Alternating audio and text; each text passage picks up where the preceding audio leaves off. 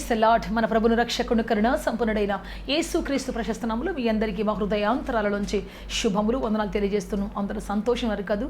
ఈరోజు కూడా యేసే మాట వినడానికి సిద్ధపడుతున్నారు కదూ. మనం అందరం దేవుని స్వచ్ఛమైన స్వరాన్ని వినబోతూ ఉన్నాం. ఆయన ఆకాశపు తలుపులు తెరచి మన కోసం ఒక ప్రశస్తమైన వాక్యాన్ని పంపించబోతున్నాడు, అద్భుతంగా నడిపించబోతున్నాడు. ఈరోజున ప్రైజ్ ది లార్డ్. హల్లెలూయా. మనమందరం ఏక మనసుతో ప్రార్థన చేసుకుంటాం. Sister Prasanna YouTube channel subscribe చేసుకోండి. అనేకులకి ఈ వాక్యాన్ని పంపించండి. అనేకులు ఈ మాటని విని శక్తిని పొందినట్లుగా, ధైర్యాన్ని పొందినట్లుగా మీ వంతుగా మీరు దయచేసి మీ యొక్క సెల్ ఫోన్స్లో స్టేటస్లో పెట్టండి. మీ ఫ్రెండ్స్కి అంతా షేర్ చేయండి. మీ గ్రూప్స్లో షేర్ చేయండి. అనేక మంది చూసినట్లుగా వారికి ఒక అవకాశం దయచేయండి. ప్రార్థన చేసుకుంటాం. అందరికీ ఈ దినపు వాక్యం ద్వారా దేవుడు మన భద్రపరిచినట్లుగా, శక్తితో నింపునట్లుగా మనం ప్రార్థన చేసుకుంటాం. అందరు తలల ఉంచి ప్రార్థన చేసుకుంటాం. Thank you Jesus. Hallelujah, hallelujah, hallelujah. పరిశుద్ధాత్మదేవ, పరిశుద్ధాత్మదేవ, పరలోకపు తండ్రి, మిమ్మల్ని ఆరాధిస్తాం, స్తుతిస్తున్నాం. మీకు మహిమ, ఘనత, ప్రభావములు ఆరోపిస్తున్నాం. పరలోకపు తండ్రి దిగి రమ్మని మీ కాళ్ళు పట్టుకుని బతిలాడుతున్నాం. సాయం చేయండి. అద్భుతాలు చేసే దేవుడు మీరయ్యా, ఆశ్చర్యకాలు చేసే రక్షకుడు మీరయ్యా, సమాధానం ఇచ్చే తండ్రి మీరయ్యా, శక్తితో నిలబెట్టే రక్షకుడు మీరు తండ్రి. మీ సన్నిధి తోడిచి నడిపించండి. ఎంతమంది చింతతో, దిగులుతో, యాతనతో, బాధతో, రుగ్మతతో ప్రభువా కృంగిపోయి పరిస్థితుల మధ్యలో నలిగిపోతున్నటువంటి ప్రజలు ఉన్నారు.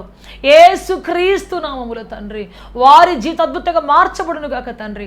ఆశ్చర్యకరం మార్చబడును గాక తండ్రి. మీ సమాధానం దిగి వచ్చును గాక తండ్రి. మీ సమృద్ధికి వచ్చును గాక తండ్రి. ఈ దినం ఒక అద్భుతమైన కార్యం జరిగించబడుచున్నాము తండ్రి. ఆశ్చర్యమైన కార్యం జరిగించి నడిపించబడుచున్నాము తండ్రి. కృప కనికరం, దయ, వాత్సల్యం ఇచ్చి నడిపించమని, మీరు ఆశించి నడిపించి అద్భుతం చేయమని యేసుక్రీస్తు శక్తి కలిగిన నామములు అడిగి వేడుకొంచున్నాము తండ్రి. ఆమేన్, ఆమేన్, ఆమేన్, ఆమేన్. బైబిల్ నుంచి ఒక వాక్యాన్ని చదువుకుంటాం. మత్తయి సువార్త 6:34 చదువుకుంటాం. దయచేసి అందరూ బైబిల్ తీయండి. రేపటిని గూర్చి చింతింపకుడి. Praise the lord. హల్లెలూయా. రేపటిని గూర్చి, అయ్యో నేను రేపే ఉద్యోగం చేయాలి, ఆ ఒక కాంపిటీషన్ ఎలా గెలవాలి, ఎటువంటి వ్యాపారం చేయాలి, ఈ రోజులో ఉన్నటువంటి ఈ కాంపిటీషన్ ఎలా తట్టుకోవాలి, అయ్యో నేను ఎలా వివాహాన్ని సిద్ధపడాలి, నా దగ్గర ఒక్క పైసా లేదు కదా, నేను ఇల్లు ఎలా కట్టుకోవాలి, ఇప్పుడున్నటువంటి ఖర్చులు చాలా భయంకరమైనవి కదా, ఎలా నేను ఈ యొక్క జీవితంలో ముందుకు వెళ్ళాలి, రేపు అనేదాన్ని నా పేరు ఎలా లిఖించుకోవాలి ఆ రేపటిలో అని చెప్పేసి చాలామంది చింతపడుతూ ఉంటారు, దుఃఖపడుతుంటారు, యాతన పడుతూ ఉంటారు. అయితే బైబిల్ చెప్తున్న మాట ఏంటంటే, రేపటిని గురించి చింతపడొద్దు, రేపటిని గురించి చింతపడొద్దు పొరపాటును కూడా. Praise the lord. హల్లెలూయా. రేపటి గురించి ఏమాత్రం దిగులు పడద్దు అని చెప్పేసి దేవుని యొక్క వాక్యం సెలవిస్తున్నది. అందుకే ప్రియ దేవుని బిడ్డ, రోజున దేవుడు నీతో చెప్తున్నాడు, చింతపడుతున్నావు నీ బిడ్డల వివాహం కోసం, చింతపడుతున్నావు నీ వివాహం కోసం, చింతపడుతున్నావేమో నీ ఉద్యోగం కోసం, చింతపడుతున్నావేమో నీ వ్యాపారం కోసం. ఎలా ఇల్లు గడుస్తుంది, వ్యాపారం ఎలా నడుస్తుంది, అయ్యో ఎన్నో పెట్టుబడి పెట్టున్నాను తిరిగి ఎలా వస్తుంది, నేను బిజినెస్ ప్రారంభించాను ఎలా నడుస్తుంది, ఇలా ఒకవేళ చింతపడుతున్నావేమో, అయ్యో అనేక చోట్ల నాకు డబ్బు రావాలి, ఎప్పుడు వస్తుంది, ఎలా ఈ అప్పులు ఎలా తీరుతాయి, ఒక ఉన్నత వ్యక్తికి ఎలా బ్రతకాలి, నా జీవితం ఏంటి అని చెప్పేసి ఒకవేళ దిగులు పడుతూ యాతన పడుతున్నావేమో, ఈరోజు దేవుడు చెప్తున్న మంచి మాట ఏంటి అంటే, చింతపడకుడి. Praise the lord. హల్లెలూయా. ఒక బంగారు కమ్మికి చింత అవసరం లేదు. ఎలా రాజ్యకిరీటంగా మారాలి, ఎలా రాజ్యముద్రగా మారాలి, దేశ చరిత్రలోనే ఆ స్టాంపుకి ఎంతో విలువ ఉంటుంది కదా, ఆ స్టాంపుగా ఎలా మారాలి, నేను అతి ప్రాముఖ్య వ్యక్తిగా, రాజు చేత పట్టుకునేంత గొప్ప వ్యక్తిగా ఎలా మారాలి, నేను అయ్యో మారగలనా లేదా, ఎలా మారాలి, ఎవరిని పట్టుకోవాలి, ఏం చేయాలి, నువ్వేం చింతపడాల్సిన అవసరం లేదు.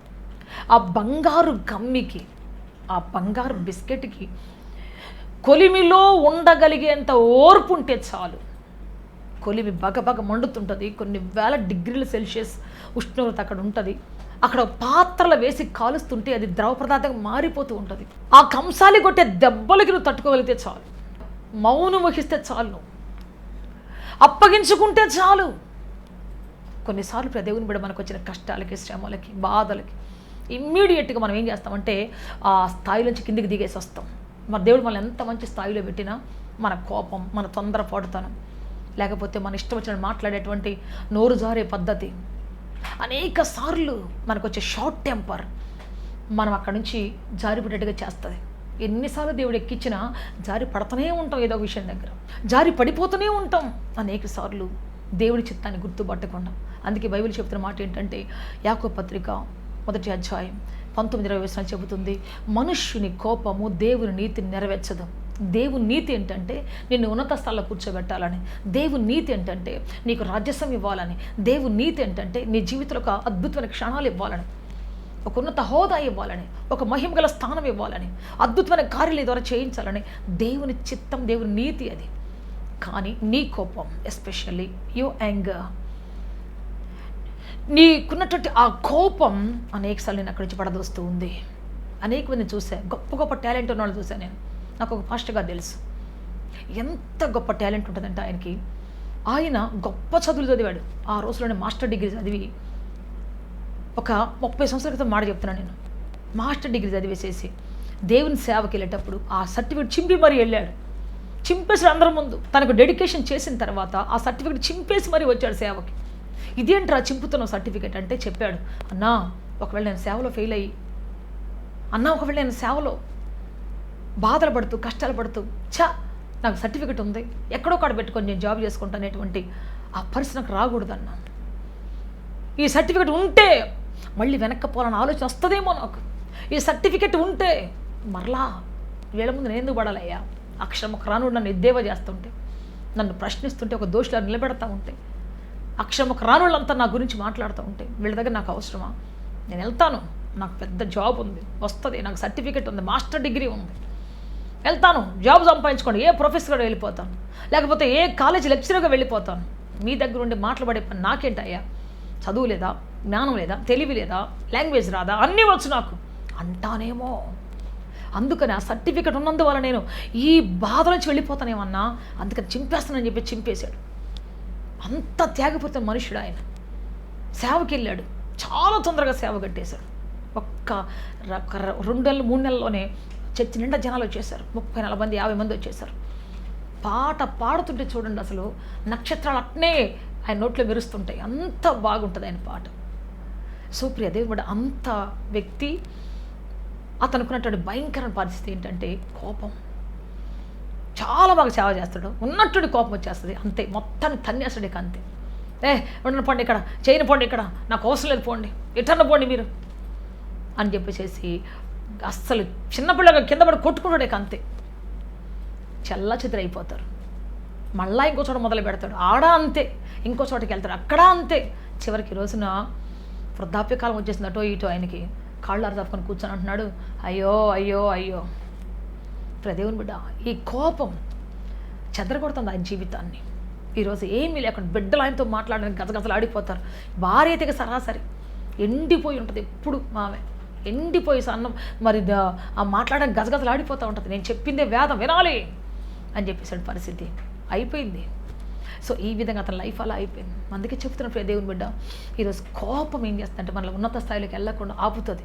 అందుకే నేను చెప్పేది ఏంటంటే, నీవు దేవుడు పెట్టిన కష్టాల మధ్యలో, శ్రమల మధ్యలో, కొలిమి లాంటి కష్టాల మధ్యలో ఉండు, నేర్చుకో.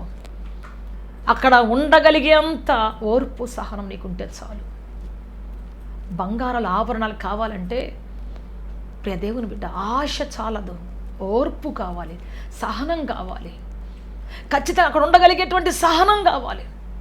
కొన్నిసార్లు మనలను బొగ్గుల్లాంటి వాళ్ళు, పనికిరానటువంటి బొగ్గుల్లాంటి వాళ్ళు మనలను బాధిస్తుంటారు. కొన్నిసార్లు ఆ కొలివిలో బొగ్గులు ఉంటాయి. ఎందుకు పనికిరాని బొగ్గులు? బంగారాన్ని వేడి చేస్తూ తెకమక పెడుతుంటాయి. కానీ ఆ బంగారం ఏమవుతుంది చివరికంటే? రాజముద్ర అవుతుంది. ప్రైజ్ ద లార్డ్, హల్లెలూయా. నీకు ఓర్పు కావాలి, సహనం కావాలి. టాలెంట్ ఉంటే సరిపోదు.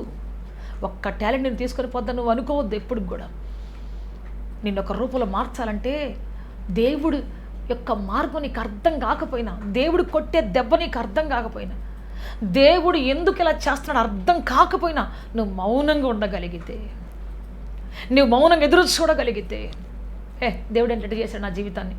దేవుడు లేని వాళ్ళే బాగున్నారు. అసలు వాళ్ళే తింటున్నారు, తాగుతున్నారు, రోజుకు 3 సినిమాలు చూస్తున్నారు, 4 సీరియల్స్ చూస్తున్నారు, వాళ్ళు ఇష్టం వచ్చిన తాగుతున్నారు, తింటున్నారు, భార్య యొక్క మాట అంటలేదు, బిడ్డల యొక్క మాట అంటలేదు, అందరు కలిసి కూర్చొని భోజనం చేస్తున్నారు. ఏంటి మాకు ఈ పరిస్థితి? మేము ఎంత పరిశుద్ధంగా ఉంటే, ఎంత యథార్థంగా ఉంటే మాకేంటి ఈ పరిస్థితి? మాకెందుకు ఇలా జరుగుతుంది? అసలు చచ్చా, మాకు అసలు జీవితం వద్దు, అసలు మాకు ఈ బ్రతికే దేశప్రభే వద్దు మాకు. చాలాసార్లు మనం ఇలా అనుకుంటున్నాం కదా. బైబిల్ ఒక ఆయన అలాగే అనుకున్నాడు, మీలాగే. 73వ కీర్తన చూద్దాం ఒకసారి రండి. చదువుతున్నాను చూడండి జాగ్రత్తగా. ఇజ్రాయేలు ఎడల శుద్ధ హృదయుల ఎడల నిశ్చయముగా దేవుడు దయాళుడై ఉన్నాడు. నా పాదములు జారుటకు కొంచెమే తప్పెను, నా అడుగులు జారు సిద్ధమాయను. ఎందుకు ఆసాప్ అనే ఒక మంచి గీతాకారుడు పాడుతున్నాడు. ఇతను మంచి గీతాలు రాస్తూ పాడి స్తుతిస్తూ దేవుని ఆరాధించేటువంటి ఒక ఆరాధికుడు. ఇక్కడ ఏమన్నాడంటే, అయ్యో నా పాదములు జారిపడని కొంచెమే తప్పిపోయినాయి అని అంటాడు. ఎందుకంట అంటే ఇక్కడ 3వ వచనం చదువుకుంటే, భక్తిహీనుల క్షేమము నాకు కంటబడినప్పుడు గర్వించు వారిని బట్టి నేను మత్సరపడి తిని. గర్వించేటువంటి వాళ్ళు మత్సరమే ఈయనకి. చాలామంది చూడండి, తప్పు చేసేది ఇంకొకళ్ళు, దాని గురించి ఆలోచించి మాట్లాడు, వాళ్ళకి చెప్పి శిక్ష పడేది వీళ్ళకి. చాలామంది అట్లాగే ఉన్నారు ఈ రోజుల్లో. బ్రెయిన్ ట్యూమర్లు ఎవరికి వస్తున్నాయి అంటే బాగా ఆలోచించాల్సి బుర్ర హీట్ ఎక్కువ వాళ్ళకి వస్తున్నాయి. పక్షవాతాలు ఎవరికి వస్తున్నాయి అంటే బాగా ఆలోచించి బ్లడ్ సర్క్యులేషన్ ఆగిపోయేటట్టుగా ఆలోచించే వాళ్ళు ఉంటారు. చూస్తే నరాలు తెగిపోయేటట్టు వాళ్ళకి వస్తాయి ఈ రోజుల్లో. తప్పు చేసేవాళ్ళు బాగానే ఉంటారు, ఏదో రోజు వాళ్ళు పశ్చాత్తాపడతారు, దేవుడి కాళ్ళు పట్టుకుంటారు, ఎట్లా అయిపోతుంది. కానీ దాని గురించి ఆలోచించి నువ్వు మాత్రం శిక్ష పొందుతున్నావు. అందుకే ఏమంటున్నాడంటే, భక్తిహీనుల క్షేమం నాకు కంటబడినప్పుడు, అంటే భక్తిహీనులు క్షేమంగా ఉన్నప్పుడు, ఏ రోగం లేకుండా, ఏ సమస్య లేకుండా, ఏ బాధ లేకుండా సంతోషంగా ఉన్నప్పుడు ఈయనకంట మత్సరం వచ్చేసిందంట. మత్సరం అంటే దాన్ని క్యాన్సర్ కూడా అంటారు.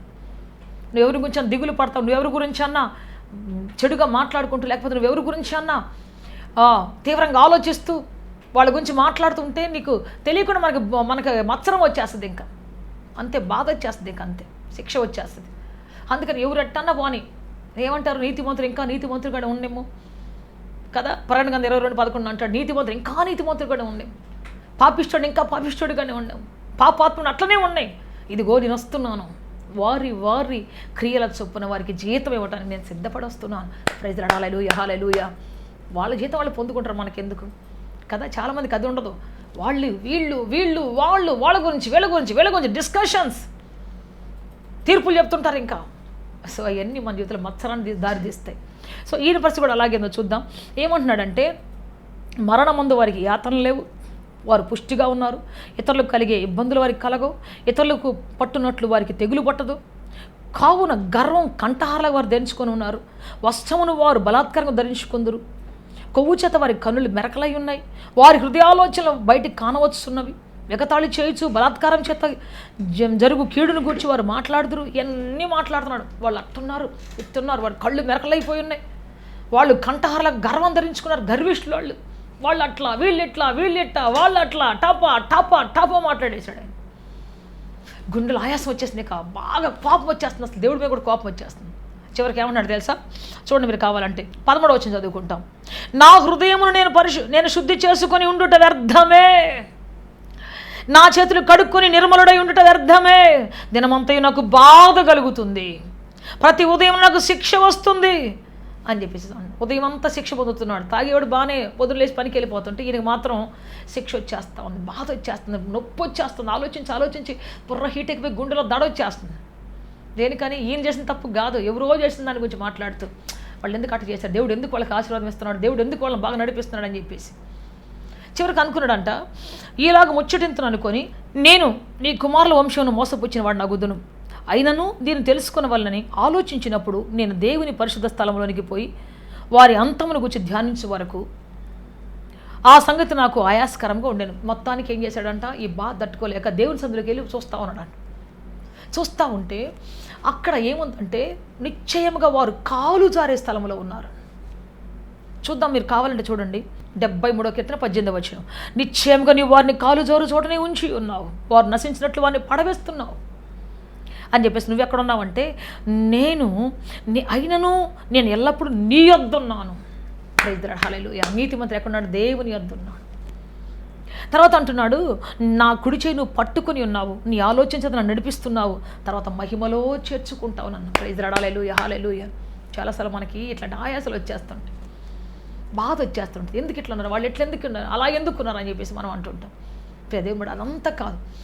అనేక మంది కనబడుతుంటారు మన జీవితంలో, అనేక మంది దుర్మార్గులు దుష్టులు కనబడుతూనే ఉంటారు. కానీ అవన్నీ కాదు, నిన్ను దేవుడు ఏ పరిస్థితిలో ఉంచాడో, ఏ స్థితిలో ఉంచాడో, కొలిమిలో ఉంచాడో, బాధలో ఉంచాడో, దుఃఖంలో ఉంచాడో, ఆ పరిస్థితులు ఏం చేస్తుంది నీ జీవితాన్ని అంటే నాకు రూపంలోకి తీసుకొస్తున్నాయి.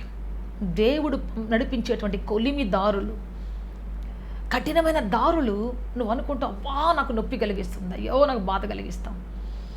అందరూ బాగున్నా, నేను బాగలేదని చెప్పేసి నువ్వు దిగులు పడకుండా, మత్సర పడకుండా, నువ్వు మౌనంగా నడవటం నేర్చుకుంటే చాలు, ఓర్పుతో సహనంతో. మీరు చూసారా, నాకు యోసేపు గురించి చదివితే చాలా బాధ వేస్తుంది. యోసేపుని కొట్టిన అన్నలు సంతోషంగా పంట పండించుకొని తింటా ఉన్నారు. యోసేపుని గాయపరిచి గోతులు దోసినటువంటి అన్నలు సంతోషంగా బస్తాలు పండించుకొని తింటా ఉన్నారు. హ్యాపీగా పెళ్ళిళ్ళు చేసుకున్నారు, పిల్లలకు అన్నారు, వారి పిల్లల వృద్ధి చేసుకుంటా ఉన్నారు, చాలా హ్యాపీగా ఉన్నారు. మరి గోతుల నుంచి లేచినటువంటి యోసేపు బానిస అయ్యాడు. బానిసత్వం నుంచి లేచినటువంటి యోసేపు కటకటాలకు వెళ్ళిపోయాడు, జైల్లోకి వెళ్ళిపోయాడు. మరి యోసేపుని పాపానికి ప్రేరేపించినట్టు ఆ స్త్రీ కూడా ఎలా ఉంది అంటే, మళ్ళీ రోజు మంచిగా అలంకరించుకుంటా ఉంది, చక్కగా బట్టలు కట్టుకుంటా ఉంది, హ్యాపీగా తిరిగి వస్తూ ఉంది, అందరికి మళ్ళీ పనులు పురమాయిస్తూ ఉంది. రండ్రా, ఎవరన్నా నాకు వ్యతిరేకం వచ్చారంటే యోసేపు గడికి బట్టిన గతి మీకు బట్టిదేమనుకుంటున్నారు, వాడిని ఏ విధంగా పడేసాను మిమ్మల్ని కూడా అలాగే పడేస్తాను, నా సంగతి తెలుసుగా, కోపం వస్తే యోసేపుని ఏం చేస్తాను మీకు తెలుసుగా, చూపిస్తూ తను చేసిన అక్రమాన్ని చూపిస్తూ అదే ఘనత అనుకుని బతుకుతుంది ఆమె. అందరిని భయపెడతా ఉంది, యోసేపు పట్టిన గతి నీకు కూడా పట్టాలా, యోసేపు పట్టిన గతి నీకు రావాలా, ఏమనుకుంటున్నావు అని చెప్పేసి అందరిని బెదిరిస్తాం. తర్వాత జైల్లోకి వెళ్ళిపోయిన తర్వాత కూడా దేవుని బిడ్డ ఆ కటకటాల మధ్యలో, ఆ కఠినమైన పరిస్థితుల మధ్యలో బాధాకరంగా ఉన్నాడు. సంవత్సరాల తరబడి అక్కడ ఉండాల్సి వచ్చింది. నలిగిపోతున్నాడు, బాధపడుతున్నాడు, యాతన పడుతూ ఉన్నాడు. ఏంటి ప్రభు ఈ పరిస్థితి, ఎందుకు ఇలా వచ్చింది నా జీవితం, ఏం తప్పు చేశానని, ఏం పాపం చేశానని. పాపం చేసిన మా అన్నలు బాగున్నారు, పాపం చేసినటువంటి పోతీఫరు భార్య బాగుంది, నన్ను జైల్లో పెట్టించినటువంటి అన్యాయంగా కేసు మోపినటువంటి పోతీఫరు బాగానే ఉన్నాడు, అబద్ధ సాక్ష్యం చెప్పినటువంటి వాళ్ళు కూడా బాగా హ్యాపీగా తింటా తాగుతా బాగున్నారు. నాకేంటి ప్రభు ఈ పరిస్థితి, నాకెందుకు నేను ఈ దుర్మార్గ స్థితి, నాకెందుకు నేను ఈ దుష్టత్వం, ఎందుకు ఇటువంటి పరిస్థితి నాకు వచ్చింది కదా. చాలాసార్లు మనం అనుకుంటాం, ఏం తప్పు చేస్తే నాకు ఇటువంటి పరిస్థితి వచ్చింది, ఏమి పాపం చేస్తే నాకు ఇటువంటి పరిస్థితి వచ్చింది మనం అనుకుంటాం. పాపం కాదు, పరిశుద్ధుడికి వచ్చే ప్రతి కష్టం, పరిశుద్ధుడికి వచ్చే ప్రతి శ్రమ, పరిశుద్ధుడికి వచ్చేటువంటి ప్రతి నింద అతన్ని రాజముద్రగా చేయబోతుంది, అధికారంలో దండవలు తీసుకొని పోబోతున్నది, ఆశ్రయపురముగా అతన్ని మార్చబోతున్నది. Praise the lord, hallelujah hallelujah హల్లెలూయా. పాపం చేసేవాడికి వచ్చేటువంటి జీతం మరణం అయితే, పరిశుద్ధుడికి వచ్చేటువంటి జీతం ఎటువంటిదంట, ఉన్నత స్థానం. Praise the lord, hallelujah. So మనం అనుకుంటున్నాం యోసేపు అన్యాయం పొందుతున్నాడని, కానీ దేవుడు అంటున్నాడు కాదు, నేను అతనికి న్యాయమైన మార్గం నేర్పిస్తా ఉన్నాను, అతను ఒక రాజ్యముద్రగా నేను నిలబెడతా ఉన్నాను. అతన్ని కొట్టే దెబ్బలు, అతని ముందు మాట్లాడే మాటలు, హృదయాన్ని గాయపరిచే పరిస్థితులు, ఇవన్నీ కూడా ఏం చేస్తున్నాయి అక్కడ అంటే, అతను ఒక రాజ్య అధికారిగా మార్చబోతుంది, దేశాన్ని ఏలేటువంటి ఒక చక్రవర్తిగా, దేశాన్ని ఏలేటువంటి ఒక ప్రధానమంత్రిగా మార్చబోతున్నది. ప్రైజ్ ద లార్డ్, హల్లెలూయా. కొన్నిసార్లు దేవుడు కొట్టే దెబ్బలకు అర్థం తెలియకపోవచ్చు, దేవుడు కొట్టేటువంటి దెబ్బకు కొన్నిసార్లు మనకు మీనింగ్ తెలియదు. అయ్యో ఎందుకు ఇలా, వాళ్ళు బాగున్నారు నాకెందుకు ఇలా అయింది, వీళ్ళు బాగున్నారు నాకెందుకు ఇలా అయింది, వాళ్ళు సంతోషంగా ఉన్నారు నాకెందుకు ఇలా అయింది, నేను నీతివంతుడు కదా, నేను ఆరాధికుని కదా, నేను దేవుని యొక్క సంధిలో వరజ్ఞల వ్యక్తిని కదా, నాకెందుకు ఇలా జరిగింది.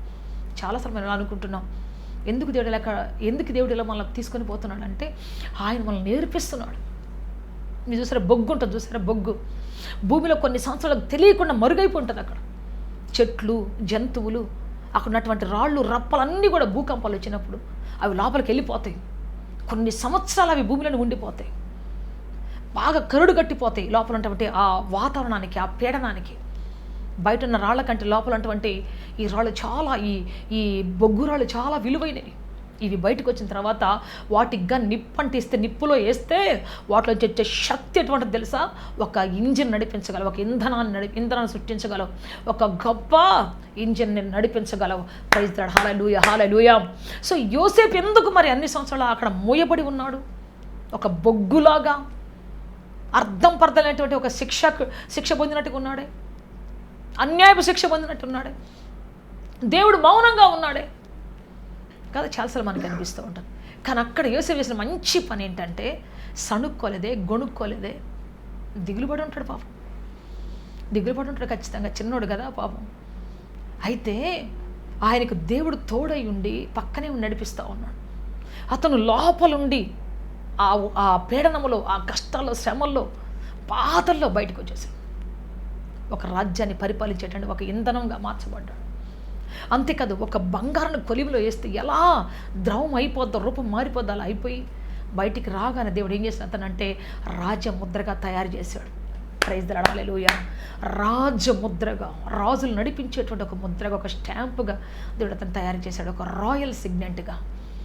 నీతిమంతులు అయ్యండి కష్టాలు పడుతున్నావా? నీతిమంతురాలు అయ్యండి శ్రమలు పడుతున్నావా? నీతిమంతురాలు అయ్యండి కొలిమిలాంటి పరిస్థితుల మధ్య నడుస్తున్నావా? చెబుతున్నాను ఈ రోజున, నిన్ను దేవుడు ఒక చెక్కుముకి రాతి నుంచి ఒక చక్కని రాజముద్రగా చేయబోతున్నాడు. చెక్కుముకి రాతి నుంచి రాజులు ధరించేటువంటి రాజముద్రగా, రాజు రాతలు స్థిరపరిచేటువంటి, రాజు యొక్క శాసనాన్ని స్థిరపరిచేటువంటి ముద్రగా. ఆ ముద్ర పడిందంటే రాజు కూడా దాన్ని మార్చలేడు, రాజు కూడా దాన్ని రద్దు చేయలేడు. అటువంటి పవర్ఫుల్, రాజులకే అంతుపట్టినటువంటి, రాజులకే వల్లగానటువంటి ఒక ముద్రగా దేవుడు చేయబోతున్నాడు. Praise the lord. హల్లెలూయా. కష్టాలు నిన్ను మార్పు చెందిస్తున్నాయి. లోపల లోపల లోపల నీ అంతరంగా, నీ మనస్సుని నిన్ను ధైర్యం తెల్లబెట్టబోతున్నాయి. నువ్వు కొద్ది రోజులు మొదట్లో చీకట్లో ఉండాలంటే నీకు కష్టమే, ఒంటరి ఉంటే కష్టమే. కానీ ఉండి ఉండి ఉండి చూడు, ఆ ఒంటరి సామ్రాజ్యానికి నువ్వే చక్రవర్తివి. Praise the lord. Hallelujah. Hallelujah. Hallelujah. ఆ చీకటి ప్రపంచానికి నువ్వే చక్రవర్తివి, మహారాణివి. Praise the lord. హల్లెలూయా. మొదట్లో అనుకుంటా అమ్మో చీకటి, అమ్మో చీకటి, చిన్న శబ్దమైన భయం, చిన్న శబ్దమైన భయం, భయం గడగ వణుకొచ్చేస్తుంది. ఎవరైనా గొడవ వేసుకొని గొడవ భయం వచ్చేస్తుంది, వణుకొచ్చేస్తుంది. కానీ నిదానంగా నిదానంగా నిదానంగా దేవునితో, ప్రభువా నీ చిత్తం నన్ను ఇక్కడ ఉంచడం, నీ చిత్తమా? ఈ ఒంటరితనంలో, ఈ ఏకాకిగా, ప్రభా ఈ చీకట్లో అందరికీ దూరమై ఏకాకినై బ్రతకడం నీ చిత్తమా ప్రభా, నీ చిత్తం ప్రభా అని చెప్పేసి అని నువ్వు అప్పగించుకుంటే చాలు, ఆ ఒంటరితనమే నీ జీవితంలో కలల ప్రపంచం అవుతుంది. దేవుడితో నువ్వు నడిచే ఒక ప్రపంచం అయిపోతుంది. అక్కడే దేవుడు నిన్ను సిద్ధపరుస్తూ ఉంటాడు. నిన్ను ఒక క్రొత్త ధైర్యం నీ గుండెలో నింపుతుంటాడు ఆయన. నీ మనసులో క్రొత్త ధైర్యం నింపబోతున్నాడు. శక్తివంతమైన కార్యం చేయబోతున్నాడు నీ ద్వారా. Praise the lord. హల్లెలూయా.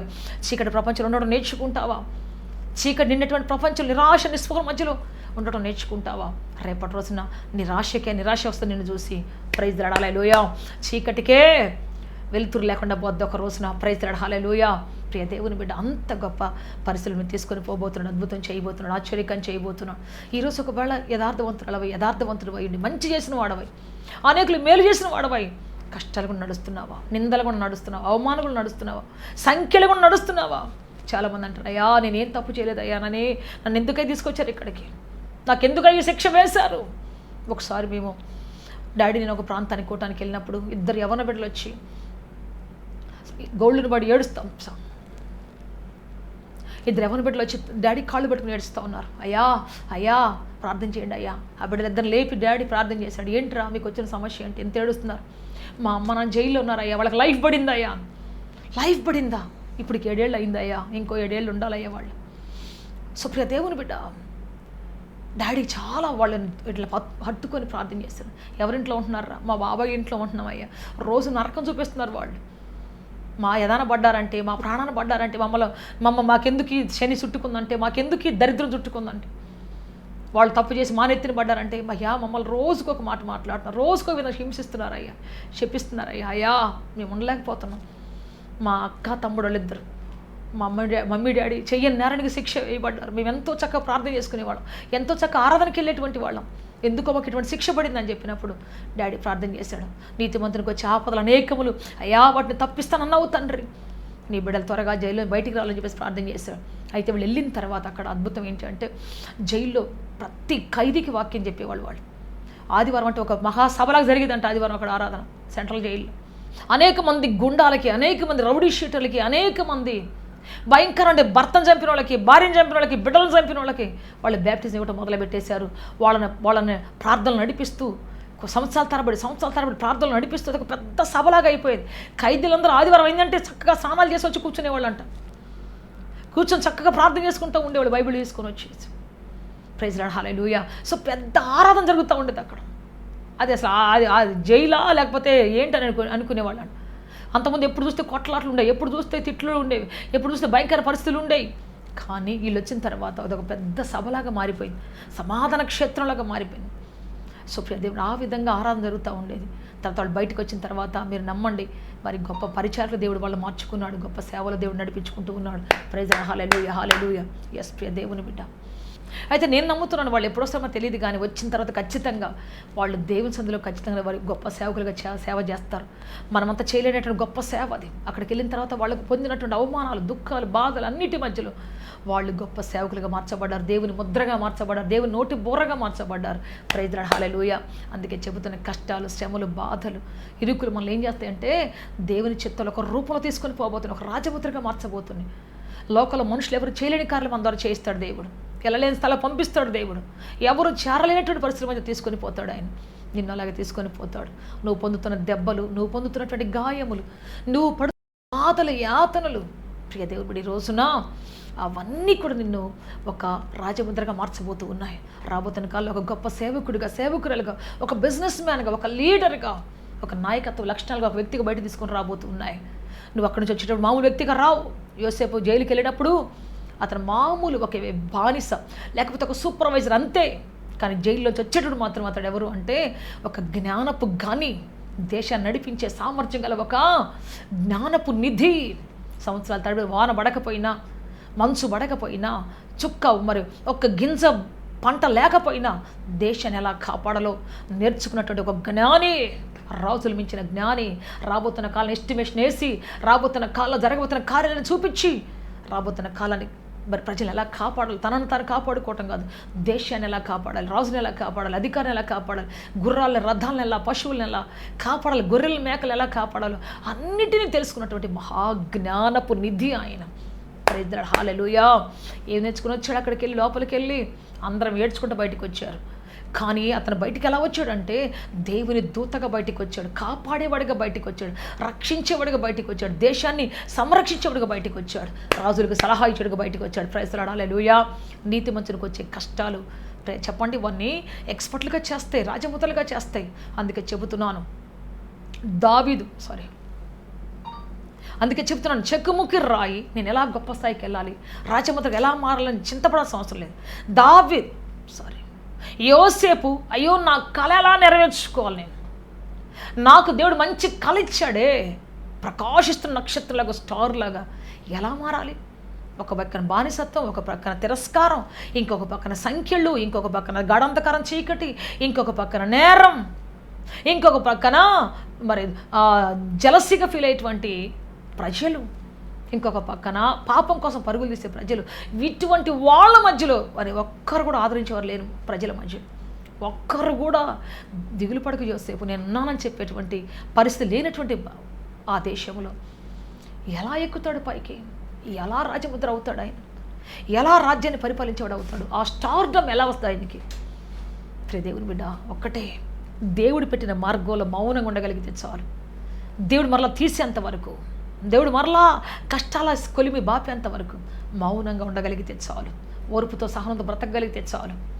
కష్టాలు, శ్రమల్లో, బాధలు, ఇరుకులు, ఇబ్బందులు దేవుని కోసం మౌనంగా బ్రతకగలిగితే చాలు. ఆ తర్వాత మిగతాదంతా దేవుడే చేస్తాడు. ప్రైజ్ లార్డ్, హల్లెలూయా, హల్లెలూయా. మిగతాదంతా దేవుడే చూసుకుంటాడు. నువ్వేం చేయాల్సిన అవసరం లేదు. కష్టాల్లో, శ్రమల్లో, బాధలు, ఎటువంటి ఇరుకులు వచ్చినా, ఇబ్బందులు వచ్చినా కనిపెట్టుకుని ఉండగలిగితే చాలు. ఆ తర్వాత దేవుడే నడిపిస్తాడు, అద్భుతాలు చేస్తాడు, ఆశ్చర్యకాలు చేస్తాడు, రాజ్యాధికారం ఇస్తాడు, నీకు ఘనత ఇస్తాడు, దేవుడు అద్భుతంగా నడిపిస్తాడు. ప్రైజ్ లార్డ్, హల్లెలూయా. నెల్సన్ మండేలా అనేటువంటి ఆఫ్రికా వీరుడు, ఆయన కొన్ని సంవత్సరాలు, దాదాపుగా 30 సంవత్సరాల పైన జైల్లో ఉన్నాడు. ఆయన బయటకు వచ్చిన తర్వాత ఎలా వచ్చాడంటే ఒక నాయకుడిగా, ఆయన అమెరికా మరి ఆఫ్రికా సూర్యుడిగా వచ్చాడు. ఆయన అందరూ అంటాడు ఆయన ఆఫ్రికా దేశ సూర్యుడు అని చెప్పేసి, నల్ల సూర్యుడు అంటాడు ఆయన, నల్ల సూర్యుడు. ప్రైజ్ లార్డ్, హల్లెలూయా. శాంతి దూత, ప్రపంచ శాంతి దూతను మరి బహుమానం కూడా పొందుకున్నాడు ఆయన, అవార్డు కూడా పొందుకున్నాడు. అందుకే చెప్తాను ఈరోజు ప్రియ దేవుని బిడ్డ, నీ జీవితంలో కష్టాలు, శ్రమలు, బంధకాలు, ఇరుకులు, ఇబ్బందులు బాధించే ప్రజలు ఒకవేళ ఉంటే దిగులు పడకు. నువ్వేమవుతున్నావు అంటే శుద్ధ సువర్ణం అవుతున్నావు, రాజ్యముద్ర అవుతున్నావు. దిగులు పడకు. నాకు ఇన్ని కష్టాల్లో నేను ఎలా ఎదగలను?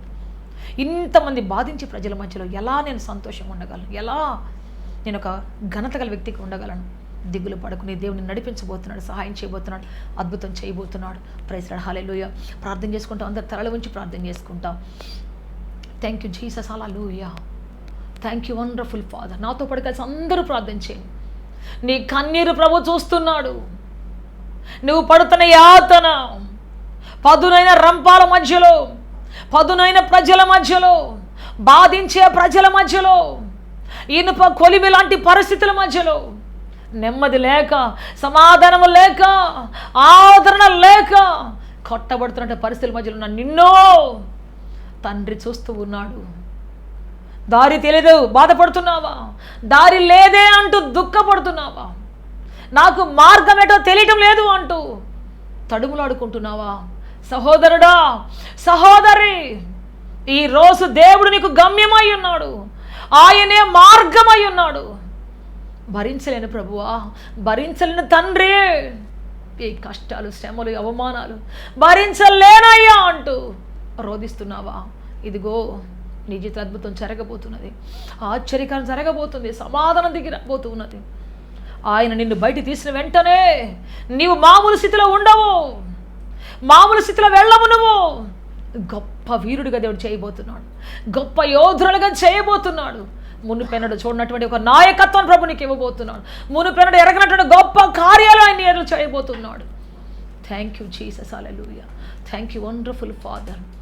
యేసు మిమ్మల్ని ఆరాధిస్తాం, స్తుతిస్తున్నాం, మీకు మహిమ చెల్లిస్తున్నాం తండ్రి. మీరే కృప చూపు నడిపించి బలపరిచి స్థిరపరచమని సహాయం చేయమని యేసుక్రీస్తు శక్తి కలిగిన నామములో అడిగి వేడుకొంచున్నాము తండ్రి. Amen, amen, amen. May God bless you all. దేవుడు మిమ్మల్ని అత్యధిక దీవించి ఆస్వాదించి ఉన్నతంగా, ఫలభరితంగా, ఉన్నత శిఖరమే కూర్చోబెట్టునుగాక, నడిపించునుగాక, సహాయం చేయునుగాక. ఆమేన్, ఆమేన్. ఆత్మతో సత్యముతో ఆరాధించాలని ఆశిస్తున్నారా? యేసయ్యను గూర్చి మరింత లోతుగా తెలుసుకోవాలని అన్వేషిస్తున్నారా? శ్రమల, వేదనల, గొడ్రాలితనమా, నిరుద్యోగమా, ఓటమియా, సమస్య ఏదైనా జవాబు మాత్రం యేసులోనే. మీ సమస్యల కొరకు ప్రార్థించుటకు మా ప్రేయర్ టవర్ ద్వారములు ఎల్లవేళలా తెరవబడే ఉంటాయి. వివరములకు మా చిరునామా హోలీ ప్యారడైజ్, KH వాడ, నవాబ్పేట, నెల్లూరు, ఆంధ్రప్రదేశ్, ఇండియా. మా ఫోన్ నంబర్లు 9247 807